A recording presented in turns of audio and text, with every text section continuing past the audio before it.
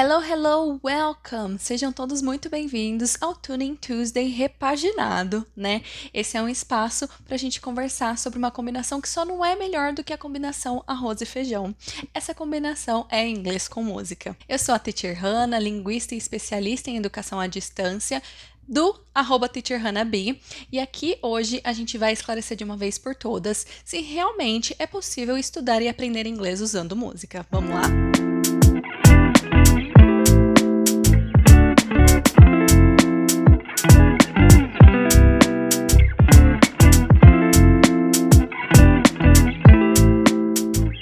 Eu comecei a refletir sobre essa pergunta quando eu decidi esse tema, e eu comecei a pensar que eu acho que não existe uma pessoa que não goste de música, de algum tipo de música, né? E nesse caso, eu sou igual a todo mundo.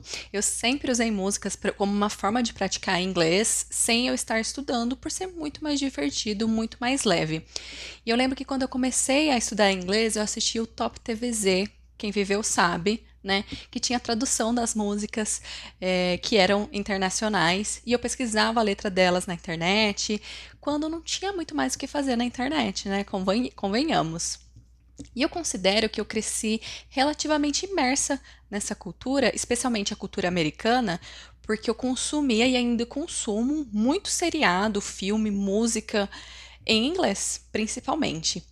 Então, diversas vezes ao dia, sem brincadeira, me vem à cabeça uma palavra em inglês e eu consigo lembrar exatamente de qual frase em um diálogo de Friends essa palavra foi utilizada, né? Ou lembrar uma estrofe da música do Simple Plan que tem a frase I'm sorry I can't be perfect, né? Porque eu sou dessas. Então, muitas vezes durante a aula, eu trago essas referências porque estão gravadas na minha cabeça, né? E devido à música estar muito presente no nosso dia, eu arrisco dizer que ela é uma das formas mais democráticas de acesso à arte. Então, por que não utilizarmos isso, né? Mas a gente pensa que é muito óbvio saber utilizar a música como uma ferramenta de estudo, já que ela está sempre, constantemente ao nosso redor. Que simplesmente ouvir uma música já é estar praticando inglês. E quem dera fosse tão fácil assim, né, pessoal? Quem não gostaria que fosse tão fácil assim, né? Eu sou muito leiga no gênero textual poema, e para mim muitas músicas se assemelham a poemas, no sentido de que para a gente entender a música, muitas vezes não basta ler as palavras. A gente sabe ler as palavras, porque, por exemplo, sabemos ler e escrever em português, mas a música muitas vezes tem um sentido que vai além do que a gente está lendo ali, né? E em combinação com o ritmo também. Então não basta simplesmente a gente ou gostar da letra ou gostar do ritmo. Até porque muitas músicas têm um ritmo que confundem a nossa percepção. Então, quem nunca, né, ouviu uma música que é agitada e depois foi ler a letra da música e é uma letra triste, né, que não combina com o ritmo, digamos assim, né, se podemos dizer combinar nesse caso. Ou ao contrário, músicas lentas que parecem românticas, mas não tem nada a ver também, ou canções que são emocionantes com a letra super bobinha, né? A gente lê achando que, nossa, a pessoa deu a vida ali para escrever aquela música e por fim, ela é super simplista, sem nada de diferente, né? Então, o que eu quero dizer é que a gente poderia considerar que a letra é a alma da música, né? E a música tem o poder de nos emocionar profundamente, de marcar momentos, mesmo quando a gente não quer, né? Por isso é muito natural que você que esteja me assistindo ou me ouvindo queira entender o que há por trás das músicas que a gente ouve. Quem não quer saber o que a gente tá, o que estamos ouvindo, né? E tornar isso lógico, fazer sentido dessa informação. E muito mais do que isso, eu acho louvável e muito inteligente da sua parte que você una o útil ao agradável. Afinal, quantas vezes, quando a gente ouve uma música, a gente é transportado para uma memória, né? Esse é o poder da música. Afinal, quantas vezes, ao ouvir uma música, a gente não lembra de uma situação que a gente nem gostaria de lembrar? Eu aposto que você ainda lembra de alguma música que você não gosta. Às vezes vem uma música que não sai da nossa cabeça, mesmo que a gente não goste do cantor, da letra, do ritmo, mesmo assim ela continua ali na nossa cabeça até a gente substituir por outra música, certo?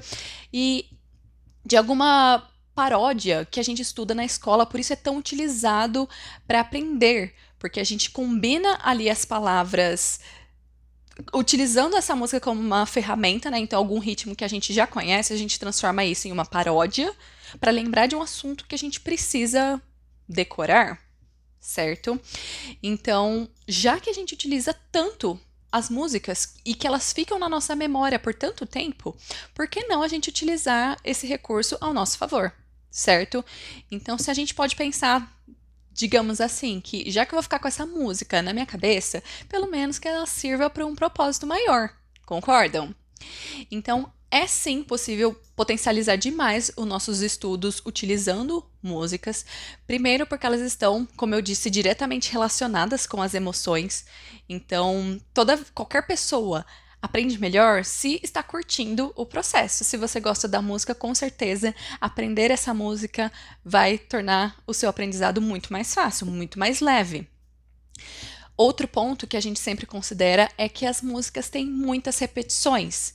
Essas repetições que a gente encontra nas músicas são aliadas importantíssimas para a gente ativar a memória a longo prazo. Então, lembra que eu mencionei, né, aquela paródia com uma rima que a gente aprendeu para decorar o seno? Eu aposto que você lembra até hoje, porque de tanto a gente repetir, de tanto a gente lembrar daquele ritmo, ainda está na cabeça, mesmo se você nem utilize mais hoje em dia. Quem dera a gente pudesse trocar, né? Algumas coisas mais importantes a gente colocasse lá na caixinha de memória e essa, por exemplo, do seno que eu não utilizo no meu dia a dia, eu pudesse mandar embora. Que pena que não é assim, né?